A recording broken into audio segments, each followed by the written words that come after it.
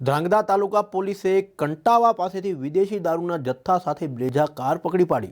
સુરેન્દ્રનગર જિલ્લા પોલીસ વડા ડોક્ટર ગિરીશ પંડ્યાના માર્ગદર્શન હેઠળ ધ્રાંગધ્રા નાયબ પોલીસ અધિક્ષક જેડી પુરોહિતની સૂચનાથી ધ્રાંગધ્રા તાલુકાના police sub inspector RJ Jadeja, police head constable Devjibhai Vaghela, Sanjaybhai Pathak, Vikrambhai Rabari, Shaktisinh Sindhav વગેરે પેટ્રોલિંગમાં હોય તે સમયે મળેલી ચોક્કસ બાતમીના આધારે કુડા રોડ કંટાવા પાસેથી પસાર થતી બ્રેઝા કારને રોકી તેની તલાશી લેતા તેમાંથી પરપ્રાંતીય વિદેશી દારૂની 906 બોટલ, જેની કિંમત ₹81,84,800, જેમાં કાર તથા મોબાઈલ મળી કુલ 7,28,400ના મુદ્દા માલ સાથે ગાડી ચાલકને પકડી પાડ્યો હતો।